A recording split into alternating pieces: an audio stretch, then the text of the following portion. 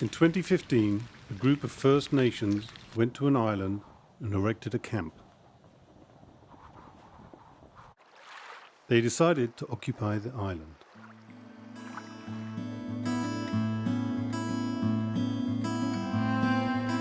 This film, however, is not about the resistance camp.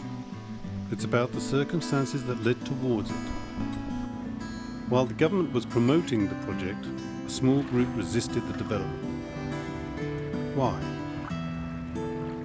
I wanted to hear the full story. In January 2017, I left for Lelu Island. Lelu Island lies on the northwest of Canada, about 70 kilometers south of Alaska. It's a 1 square kilometer speck of land in the mouth of the Skeena River. This place and the river are home to the First Nations, the Indigenous peoples of Canada. In 2012, negotiations around an industrial project started. The project died, but it left its marks.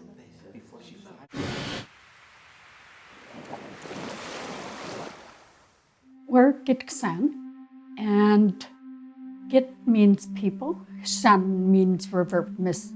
We are the people of the river mist. We are salmon people. It's our main sustenance, and so the majority of our communities are located on the Skeena. It's our livelihood, and we live off of fish. We get just about all year round, we gather fish. It's like in different seasons, you get a different fish. But during the summer, we preserve a lot of fish. I smoke fish, I can fish. We jar smoked fish, salmon, and we do halibut. We dry halibut, dry seaweed. So a lot of our food comes from the ocean.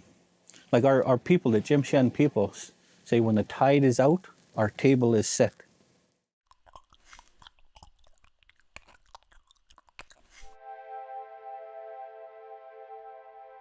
Salmon is a means of our life. It's part of our culture. Without salmon, our culture would not exist. When the salmon return, there's always a real celebration of the salmon. The first salmon that is caught, you take that salmon and you speak to it.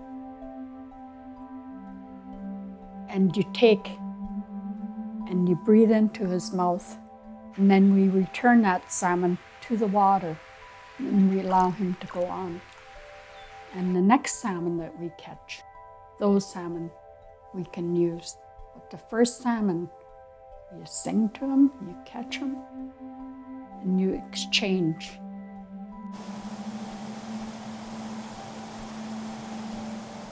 I think what's really interesting about the mouth of the Skeena, and apparently Flora Bank in general, is that you have this vast watershed upstream, in a watershed that is the size of Switzerland, and it has hundreds of these different salmon populations, and they're all funneling down through this vast river network, all to the one place. And so we found that in the Skeena estuary area, that is this bottleneck for the whole vast watershed, the Flora Bank area appears to be the most important for salmon. And so you have this vast area supported by a potentially small habitat. In 2012, the Malaysian company Petronas announced its intent to build Pacific NorthWest LNG. The location would be Lelu Island, including a trestle over Flora Bank. 4 years later, the government gave the go-ahead to the project. Hi, I'm Premier Christy Clark. This week marked a major milestone on our path to a debt-free BC. As the growing economies of Asia look to replace the dirtier fuels they're burning today, they are looking toward natural gas, the cleanest burning fossil fuel on the planet. And in the next 30 years, that will create more than 100,000 jobs here in BC. I tried to get an interview with Petronas, but they weren't available.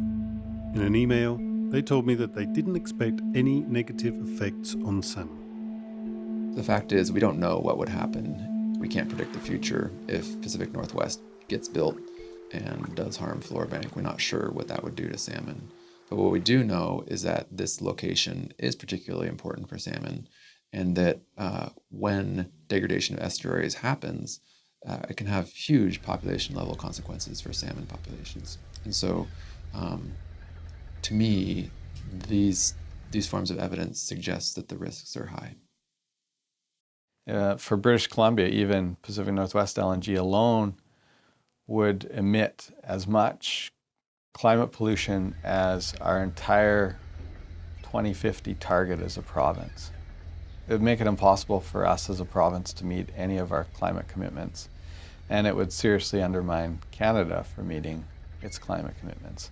If you get multiple projects up and running, then it would blow our climate commitments out of the water. Pacific NorthWest LNG had the potential to become the largest climate polluter in Canadian history, putting at risk the salmon of the Skeena River. What was the First Nations stake in this? The economy has been basically wiped out. There's no forestry. Rarely anything has been set up within the Giksand territory in Hazeltons, Gitwanga, or Kispiox. So, as hereditary chiefs, we view this project as an opportunity. So we put aside our legal concerns and we look at it. What would be the benefits? When we did the PTP project, the Pacific Trails Pipeline, I went from 85% unemployment down to zero. Everybody in my community was working. 90% of them felt so good that they could go in and buy their kids brand new school clothes to go to school. He could buy them all the snacks that they wanted. He could buy them what they needed. He could go out and buy new furniture and buy himself a new TV. He could buy his children what they want, new clothes, and like I was saying, food. And that meant a lot to those people. They're taking advantage of the economic stresses in those communities. And if you try and figure out why the economic stresses are there, you almost entirely go back to the Crown. I mean, the reason why holding out money is such an enticement for some people is because those communities have been struggling for decades with difficult economic situations that are the result of the Crown and its policies. So they create the situation, and then they hold out some money to people and create more stress within the community. But it works for them because they then get to get consent. Yeah. First Nations take care of one another. But with all these dollars that Treaty keeps putting into our treaty office, it's divided our people. The only ones that'll sit in that office over there are the ones that are being paid honorariums. Honorariums range from anywhere from $200 to $500. People that signed off on the ones whose territories are directly impacted, they signed a participation agreement and they got $40,000 checks. How can they sell their people off for $40,000? What do you say would satisfy you? We ask our people. What is the price of consent? What would satisfy you? $1 million? Peanuts. $100 million? Peanuts. This is their response, peanuts. $1 billion? Oh, that's peanuts. So what is the price of consent? Tell us. We always ask our people. We've never got an answer. You can't put a price on what we have. There's nothing that can compare to what we have. No amount of money, even if it was billions of dollars. There's things you don't put a price on, and this is something that you don't put a price on.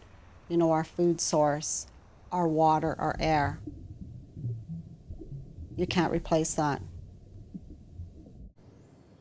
They just want to put it in a place where it's totally economical for them, where it's going to kill the river, but they don't care. Because they put in their scientists to go and study the place, and they lie. They leave stuff out from their study.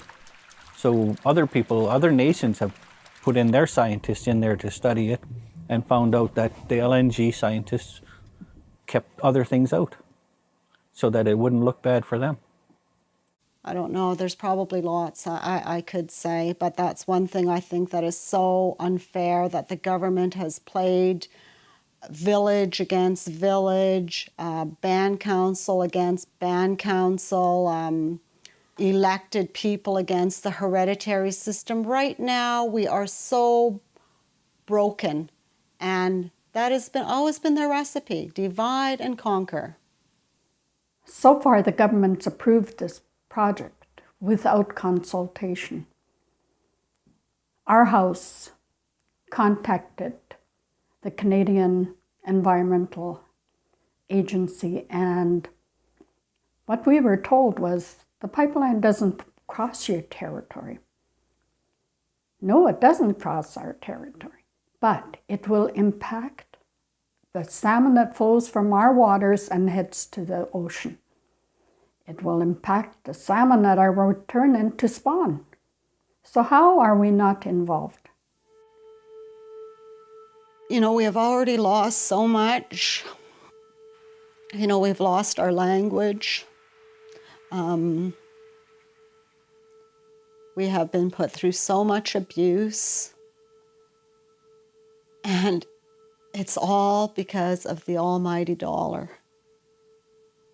You know, it was so they could take our land, and look at what they're doing to our land now. You know, they're just abusing it. And yes, they could say, we need money, we need jobs, but there's a certain way that a person should respect their home. And this is our home, and it's not been respected.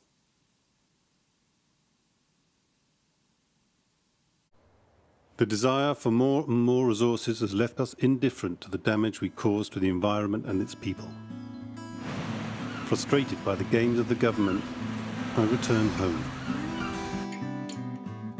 Then, in July 2017, the Pacific NorthWest LNG project died.